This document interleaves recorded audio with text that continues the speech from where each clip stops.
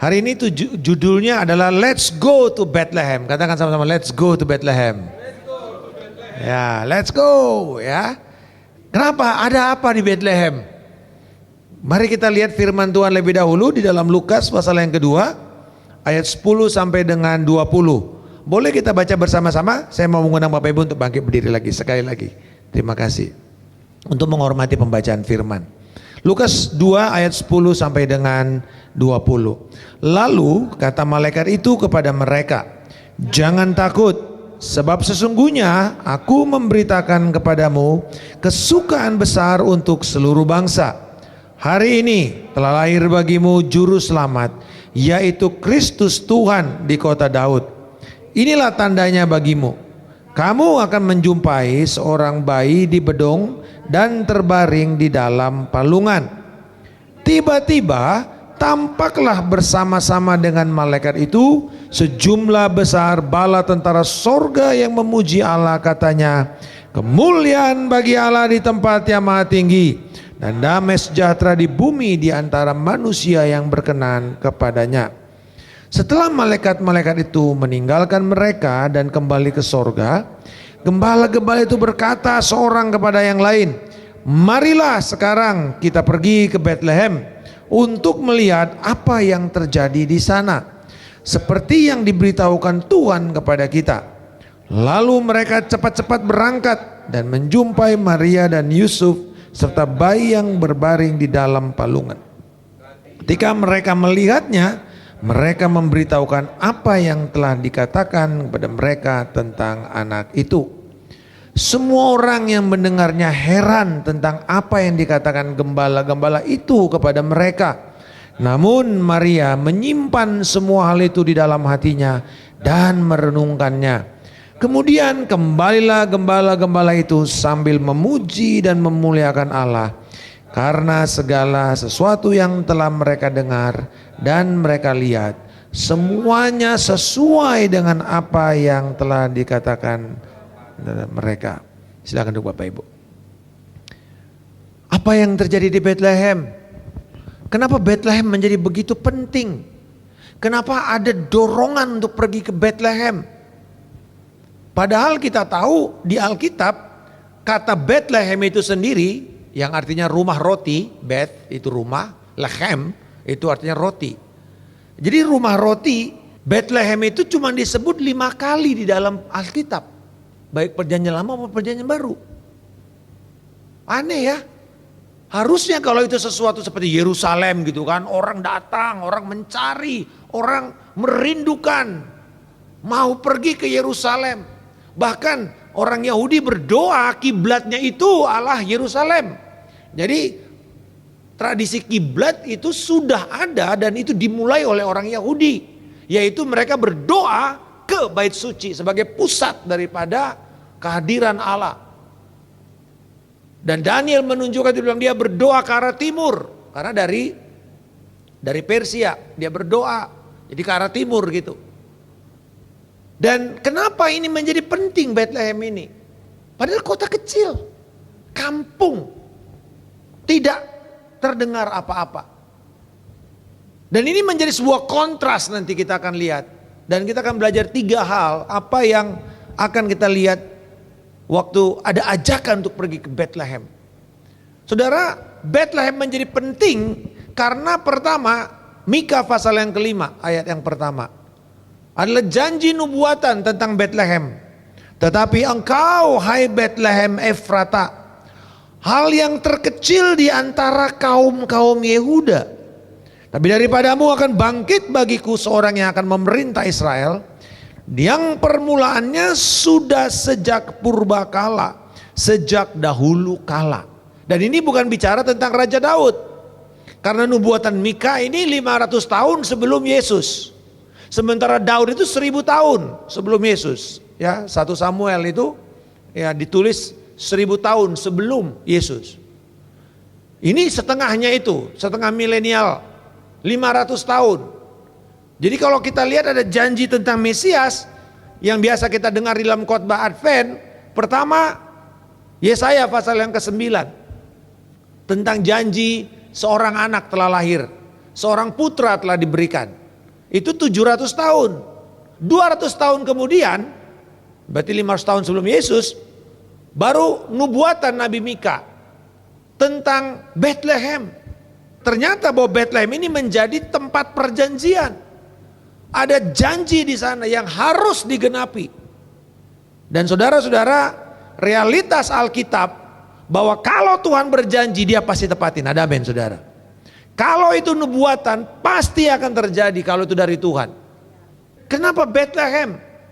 Kita tahu bahwa itu adalah milik keluarga Yehuda. Jadi karena raja akan datang dan penebus juga akan datang dari sana, sehingga Bethlehem ini menjadi titik yang harus digenapi oleh Allah untuk lahirnya juru selamat.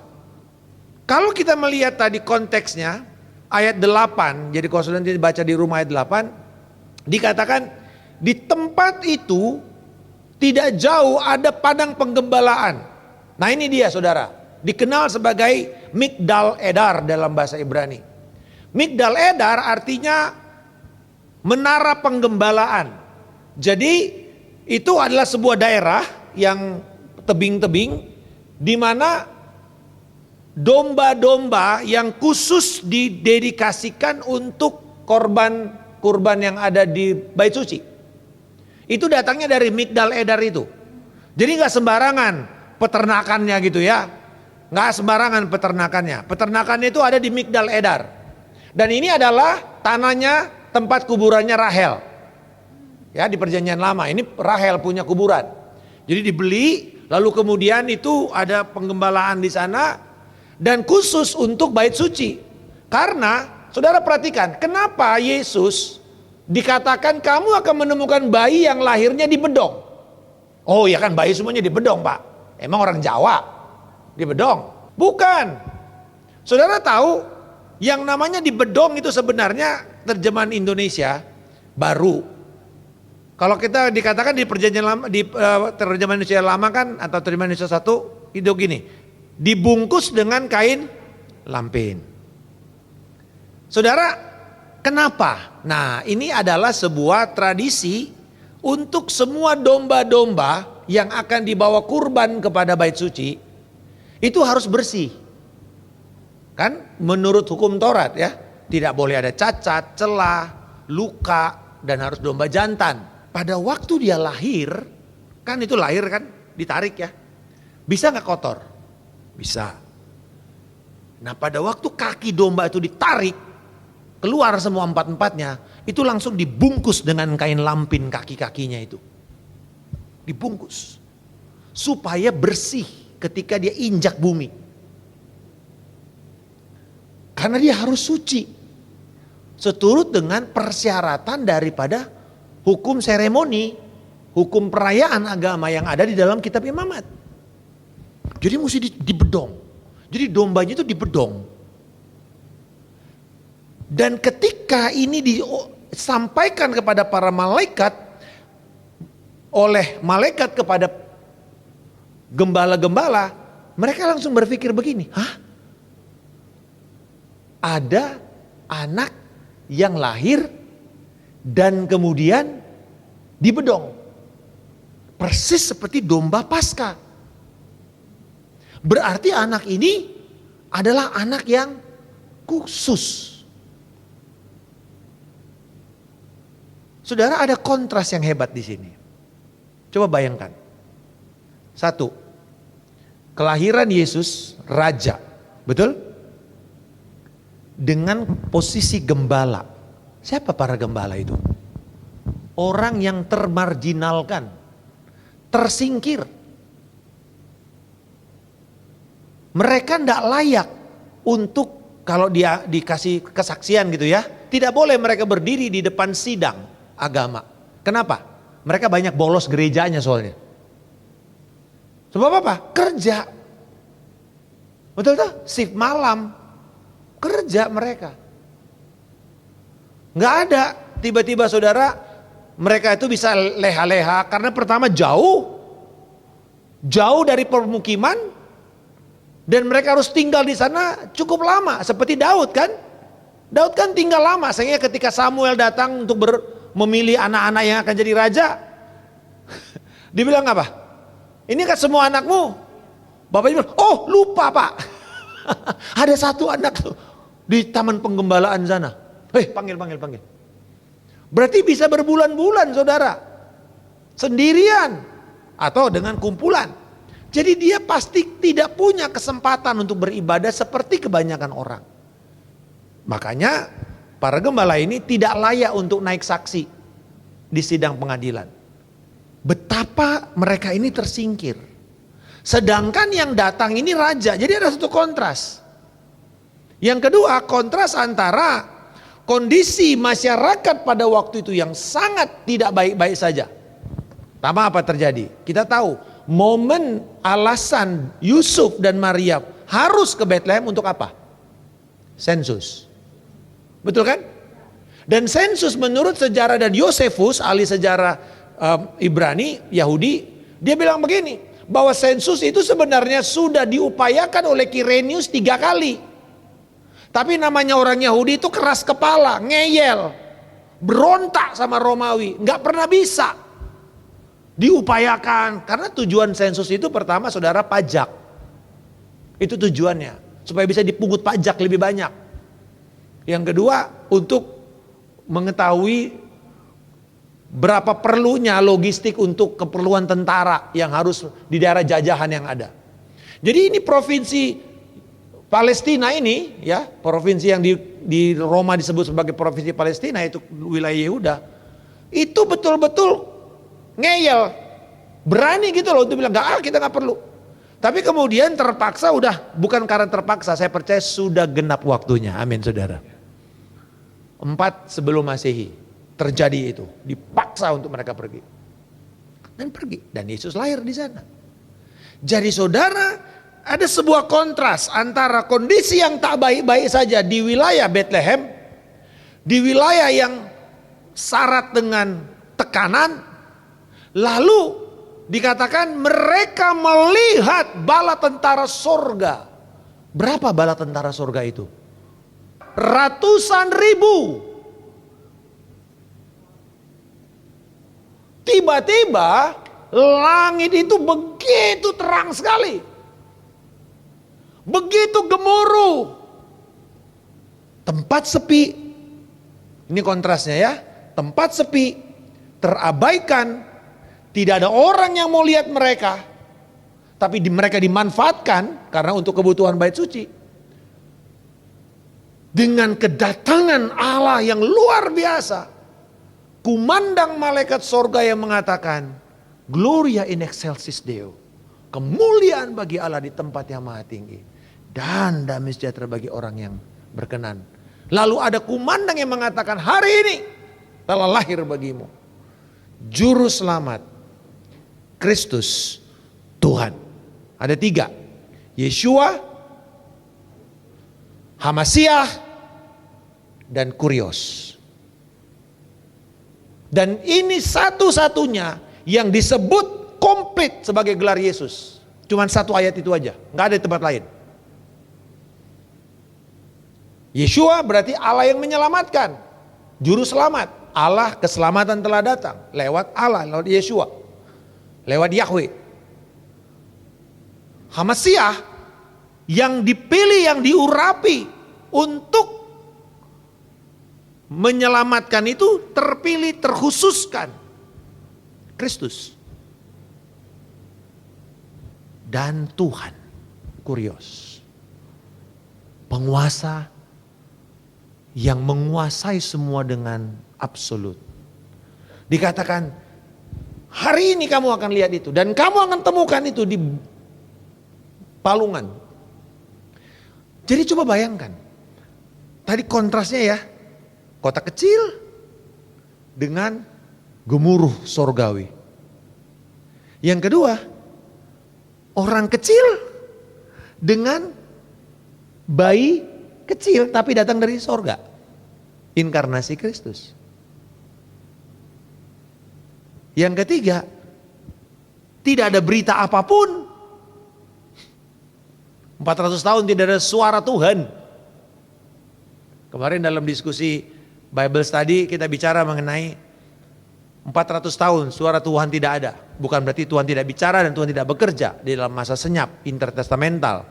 Tetapi betul-betul tidak ada suara nabi, tidak ada pesan-pesan, semuanya hanya sekedar apa yang harus dilakukan saja. Tetapi Tuhan bekerja. Dan tiba-tiba ada suara dari sorga. Suara pertama yang datang dari sorga. Saudara, menarik ya. Apa suara pertama yang ada di udara ini? Apa yang kita kenal namanya? Radio kan? Radio, betul ya?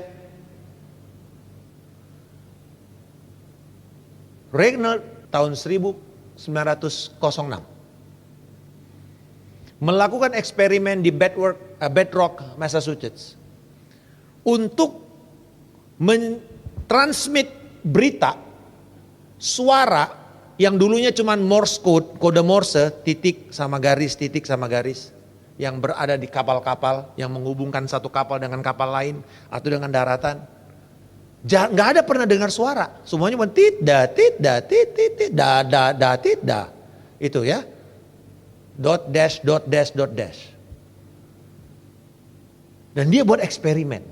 Tanggal 24 Desember 1906. Kapal-kapal di transatlantik itu gelap, sepi, dingin, kabut. Dan radio operator di masing-masing kapal yang terjangkau dengan berita Morse itu dapat berita dan mengatakan, bersiap-siap, siapkan corong loudspeaker ke seluruh kapal Anda. Karena ada sesuatu yang akan terjadi sebentar lagi. Jadi perwira-perwira komunikasi ini baca Morse-nya, lapor sama kaptennya, lalu kemudian setuju disiapkan speakernya. Lalu kemudian tiba-tiba malam 24 Desember, Christmas Eve, ada suara biola yang dimainkan oleh Peterson sendiri dan ada seorang wanita bernyanyi Oh Holy Night. Dan semua orang yang ada di kapal yang ratusan mile itu tertegun. Dan mereka semua kaget, tercampur bingung. Kok ada ya suara bisa kita dengar? Jauh dari tempat lain. Mereka kaget. Belum habis kagetnya terdengar suara kutipan puisi yang sebenarnya adalah Lukas 2 ayat yang ke-14. Glory to God in the highest and peace, goodwill to all men. Saya bilang gini, adakah yang kebetulan di muka bumi ini? Nggak ada. 400 tahun sebelum Yesus datang, tidak ada suara sama sekali, dan pertama sekali suara yang beredar di sorga yang bisa didengar oleh telinga manusia, audible, adalah suara yang mengatakan glory to God in the highest. Kemuliaan bagi Allah di tempat yang maha tinggi. Dan suara yang sama yang didengar oleh manusia hampir 2000 tahun kemudian adalah suara yang sama, yaitu kemuliaan bagi Allah di tempat yang maha tinggi. Berikan pujian dan kemuliaan kepada Tuhan kita. Haleluya. Oh saudara-saudara, this is something yang satu keyakinan kita. Ada harapan di dalam firman Tuhan. Ada kontras yang luar biasa. Kesepian itu di break dengan suara berita tentang kemuliaan Allah dan kehadiran Juru Selamat. Luar biasa saudara. Jadi kenapa kita mesti pergi ke Bethlehem? Yang pertama, karena di sana dihadirkan pengharapan. Jangan takut. Sama-sama katakan jangan takut. Sebab sesungguhnya aku memberitakan kepadamu kesukaan besar untuk seluruh bangsa. Saudara, yang kedua ini janji yang luar biasa. Sebelumnya janji itu hanya untuk orang Israel. Tetapi kali ini dikatakan apa? Untuk seluruh bangsa. Haleluya, termasuk kita ini. Secara orang darah kita bukan keturunan dari suku Israel. Kita ini adalah carang zaitun liar yang dicangkokkan menurut Paulus katakan dalam kitab Roma. Gereja yang dicangkok di dalam pohon zaitun Allah itu. Hari ini telah lahir bagimu juru selamat, yaitu Kristus Tuhan di kota Daud. Hari ini dia bicara mengenai penggenapan itu. Allah yang berbicara, Allah yang berjanji, bukanlah Allah yang janji kosong. Ketika dia berjanji dia pasti akan menggenapi. Tetapi bukan waktu kita, tapi waktunya Tuhan. Amin. Hari ini telah lahir bagimu. Ada satu kesukaan besar. Di tengah-tengah kondisi di mana mereka sedang tidak baik-baik saja, di mana mereka sedang tertekan, ada berita sukacita tentang harapan, tentang lahirnya Mesias. Wow, luar biasa. Kita mungkin berharap, aduh aku kepengennya lihat malaikat begitu. Weh, ntar dulu ya, jangan kepengenan. Karena kalau saudara dan saya ada di sana, dengan kondisi konteks pada waktu itu, kita pasti pingsan semua. Wong Zakaria aja takut kok. Zakaria aja gak percaya kok. Kenapa? Imam aja ketika malaikat bilang jangan takut Zakaria, kamu istrimu akan melahirkan, udah usianya 65 tahun. Siapa di sini yang mau kembali punya anak umur 65 tahun? Ada berani saudara. Udah gak ada energinya lagi untuk membesarkan anak soalnya. Tapi itulah yang terjadi dengan Elizabeth. Tetapi apa saudara? Di tengah-tengah hadirat Tuhan, di tengah-tengah ruang maha suci, tidak berani dia percaya dan akhirnya dia harus dihukum Tuhan dengan menjadi bisu. Imam saja lose trust. Hati-hati ya. Jangan berpikir karena kita udah banyak pelayanan di gereja lalu kita pasti aman-aman saja. Tidak. Kita bisa kehilangan kepercayaan kita di sini. Ada orang yang menjadi ateis dan akhirnya menolak Kristus atas dia sebagai Tuhan, tetapi tidak bisa menyangkali fakta tentang Yesus yang memang lahir, mati dan bangkit menjadi Tuhan. Tetapi dia memutuskan untuk tidak pernah mau percaya. Saudara, kenapa? Karena orang yang punya pengetahuan firman saja bisa menjadi orang yang menolak untuk percaya. Orang-orang yang menjadi antikristus bukanlah orang yang tidak punya pengetahuan akan firman. Justru sumber antikristus adalah mereka-mereka yang paham firman. Orang-orang yang menjadi musuh Injil adalah orang-orang yang pernah mendapatkan pencerahan dari firman. Lalu setelah mereka mendengar dan malaikat kembali ke sorga, keadaan kembali menjadi senyap. Nah, second, tantangan kita. Apa yang saudara akan lakukan? Nge-vlog? Waktu terjadi malaikat begini langsung vlog. Langsung viral. Karena mungkin kejadiannya ya bisa dibuat reels ya 2 menit ya. Kalau saudara baca tadi kan, gak lama itu saudara, 2 menit cukup tuh untuk short video. Tapi apa yang mereka, apakah mereka diam lalu mendiskusikan di situ saja? Tidak. Ayat 15 dan 16 dikatakan, marilah sekarang kita pergi ke Bethlehem untuk melihat apa yang terjadi di sana. Seperti yang diberitahukan Tuhan kepada kita. Ketika mereka melihatnya, mereka memberitahukan apa yang telah dikatakan kepada mereka tentang anak ini. Saudara-saudara, di dalam lingkungan mereka, mereka memutuskan untuk mengatakan, hey guys, walaupun kita ini orang yang tertolak, walaupun kita dianggap adalah orang yang tidak paham firman Tuhan, tapi kita hari ini menyaksikan sebuah kejadian yang menjadi perjanjian Allah. Kita sudah melihat realisasi janji tentang anak domba yang suci itu yang akan menjadi korban, yang akan menjadi juru selamat. Ayo, hari ini kita percaya itu dan kita cek kebenarannya, betul enggak? Saudara-saudara, inilah orang yang kelihatannya sangat rendah. Rakyat jelata, minggu ini Indonesia digoncang dengan berita tentang bakul es teh. Sebenarnya itu hanya mengingatkan kita tentang pesan Natal. Jangan main-main dengan orang yang rendah. Tuhan ada membela mereka. Hati-hati.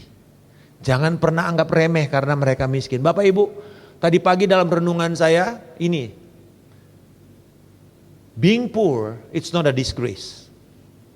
Jadi miskin tuh nggak terhina. Amin. Tadi saya nonton Annie, ya drama musikal Annie. Dan saya diingatkan Tuhan. Jadi orang miskin itu bukan sesuatu yang terhina. Yang terhina di mata Allah kalau kamu nyuri, kalau kamu immoral, kalau kamu menjadi pezina, nah itu terhina. Kalau kamu korupsi, itu menjadi terhina di mata Allah. Tapi kalau kamu miskin, tidak terhina. Ada amin saudara? Jangan merasa karena kamu tidak punya barang ini dan barang itu yang menjadi ukuran manusia, lalu kamu seenaknya menghina orang. Gak boleh saudara, atau saudara merasa terhina karena saudara miskin. Tadi pesan itu waktu saya duduk dan saya mendengar Tuhan Roh Kudus mengatakan, Markus, being poor it's not a disgrace. Yesus lahir dalam kondisi apa? Miskin. Tapi apakah dia terhina? Tidak. Tapi ada orang yang lahir di istana sana, seperti Herodes. Tapi hidupnya penuh dengan kepalsuan. Nah itu terhina di mata Allah. Bapak Ibu, orang-orang ini memutuskan melawan setiap desakan-desakan seperti yang saya lakukan, saya sampaikan minggu lalu. Ada batasan-batasan psikologis, batasan budaya, batasan rohani, batasan keagamaan yang mereka dobrak dengan mengatakan, hey, ayo kita cek, ayo kita periksa, apakah betul yang dikatakan oleh malaikat itu. Sebenarnya ini bukanlah roh ketidakpercayaan, beda ya. Ini bukan roh ketidakpercayaan. Ini bukan seperti Herodes yang ketika orang Majus datang dan mengatakan, di mana raja yang akan lahir itu? Kami sudah lihat bintangnya. Hei, ada ya? Kau coba cek dulu. Mana nih ahli kitab? Coba cek dulu, ada nggak? Dia nggak percaya, karena dia merasa dialah terakhir, raja terakhir daripada orang Yehuda, raja terakhir Israel. Padahal dia raja boneka, dia bukan orang Yehuda, dia bukan suku yang valid untuk menjadi raja. Dia cuma raja boneka, dia orang Moab. Dia hanya karena bisa membantu Roma meredam sebuah pemberontakan di daerah Galilea 23 tahun sebelum Yesus datang. Dia diangkat menjadi raja di situ. Tapi dia bukan raja. Dia orang yang paling insecure di muka bumi pada waktu itu. Dia tidak percaya kepada Tuhan. Tapi mereka bukan karena tidak percaya. Tapi mereka mau mengatakan begitu excited dan mereka bilang let's confirm it. Dan ketika mereka melihatnya, mereka bilang wow ini benar. Dan mereka mengatakan, Bu Maria, Pak Yusuf, kami confirm karena kami dengar malaikat berbicara kepada kami tentang hal ini. Alkitab berkata, 2 saksi sebuah perkara itu menjadi sah. Saksi pertama, suara malaikat. Saksi kedua, ini. Mereka lihat sendiri. Sah. Dan mereka begitu bersukacita. Nah inilah saudara yang kedua. Panggilan bersaksi. Di Bethlehem, kita diteguhkan untuk mengatakan, kamu harus kuasai kebenaran ini dan kamu akan saksikan ini. Bukan cuma menyaksikan, tapi bersaksi dan mengatakan it's confirmed, sudah terbukti. Itu loh, Bapak Ibu, it's confirmed. Katakan sama-sama, it's confirmed. Bahwa betul adanya firman. Bapak Ibu, hari ini kita dipanggil dengan mandat yang sama. Firman yang kita pegang ini adalah firman yang sudah terbukti. Amin. Tidak perlu kita pertanyakan. Kita perlu pelajari, tapi bukan kemudian untuk kita diskusikan lalu untuk kita tidak mau percaya. Bukan. Tapi untuk meneguhkan itu lalu memberitakan kepada orang lain. Kenapa kita pergi ke Bethlehem? Karena di Bethlehem dihadirkan pengharapan. Kenapa kita pergi ke Bethlehem? Karena di Bethlehem ada panggilan untuk kita bersaksi. Dan yang terakhir saudara, dikatakan di ayat berikutnya, kemudian Maria menyimpan hal itu, treasure it. Dan kemudian dikatakan kembalilah gembala-gembala itu sambil memuji dan memuliakan Allah. Karena segala sesuatu yang telah mereka dengar dan mereka lihat, semuanya sesuai dengan apa yang telah dikatakan kepada mereka. Bapak Ibu, kalau ada satu statement yang bisa saudara pulang hari ini saudara. Teach, treasure, tell. Ajarkan firman, belajar firman. Bersama-sama dengan teman-teman saudara, sesama gembala-gembala ini. Belajar kebenaran firman. And then treasure, simpan itu seperti Maria yang menyimpan rahasia itu. Kebenaran firman itu disimpan sebagai harta yang tidak boleh hancur dan tidak boleh diambil oleh siapapun. Ini harta kita itu firman kebenaran, janji Tuhan. Iman kita kepada Kristus, itu harta kita yang terbesar. Dan yang terakhir, bahwa kita harus memberitakan itu kepada orang, harta yang ada pada kita itu. Harta yang kita dapatkan karena kasih Kristus dan mati buat kita. Lalu kemudian harta itu harus kita sampaikan. Tapi di sini kita mau melihat satu respons yang luar biasa, yaitu penyembahan sebagai respons perjumpaan seseorang dengan Tuhan. Dikatakan mereka kembali sambil apa saudara? Memuji dan memuliakan Allah. Karena segala sesuatu yang telah mereka dengar dan mereka lihat. Mereka persis melakukan apa yang dikatakan oleh malaikat. Kemuliaan bagi Allah di tempat yang maha tinggi. Mereka pulang sambil mengatakan kemuliaan bagi Allah. Haleluya. Mereka pulang sambil memuji dan memuliakan Allah. Sekali lagi, kisah ini betul-betul ditutup dengan keadaan yang sama seperti waktu di awal. Tetapi kontras terjadi. Jadi suatu anti klimaks yang berubah. Karena dikatakan pada waktu mereka di sini, mereka cuma sibuk dengan urusan mereka menggembalakan everyday rutin. Kerjaan yang rutin tiap hari ya begitu aja. Dari jam 8 sampai jam 5 atau sampai jam 7. Saudara itu aja saudara kerjakan. Buka buku, lihat segala macam. Cek barang kiri kanan, kirim sana semuanya. Lalu kemudian atau klien ketemu klien, bikin di administrasi. Setiap hari begitu. Sepertinya rutin, tidak ada sebuah yang menarik. Tapi tiba-tiba terjadi perjumpaan. Hidup mereka yang biasa-biasa, yang manden, yang kelihatannya cuman rutin, bosan, terbuang. Tapi at the end hidup mereka berubah.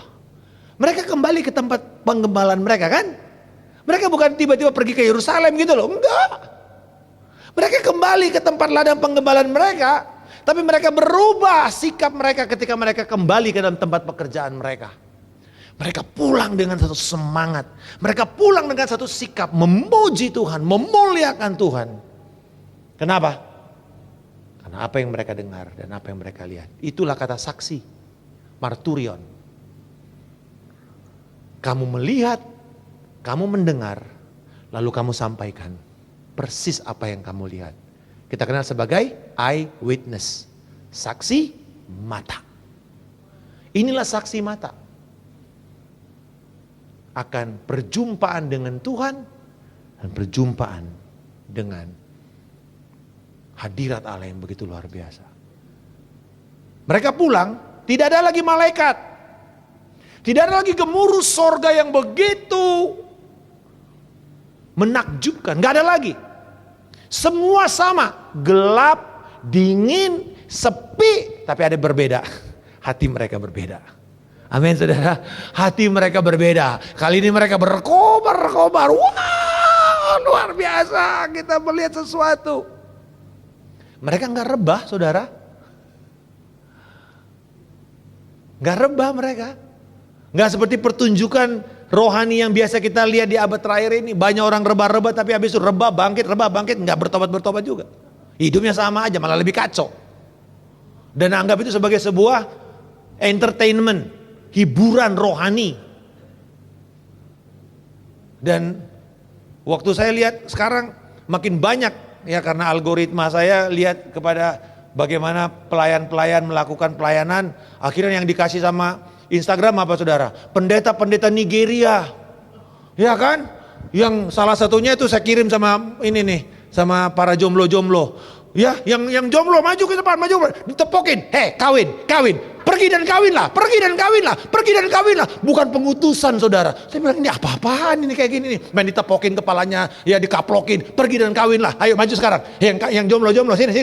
Tak doain. Pergi dan kawinlah. Kan aneh saudara. Ya kan aneh, semua yang aneh-aneh yang terjadi. Orang jungkir balik hanya karena itu pun, pak! Loh, orang gak ditumpang tangan lagi, sekarang ditendang saudara. Tendang dalam roh. Saudara lihat itu. Dan akhirnya saya bilang ini, kenapa ini semua mesti terjadi? Why? Karena orang haus dengan sensasi. Ini gembala-gembala gak cari sensasi saudara. Nama mereka tuh gak tercatat. Ada gak dicatat namanya? Di Alkitab kalau nama itu dicatat penting. Enggak tuh. Mereka cuman kawanan, sekumpulan orang.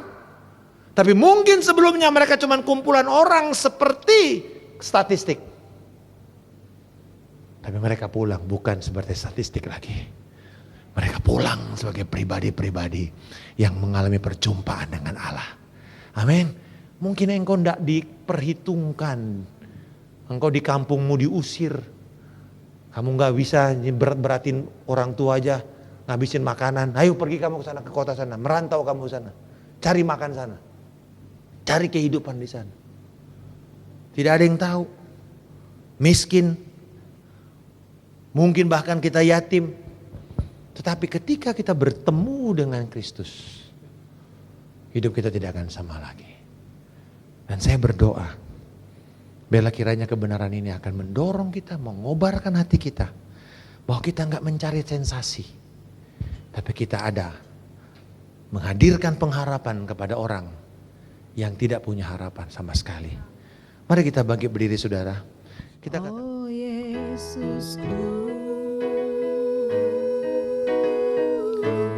Engkaulah Raja Damai. Sambil kita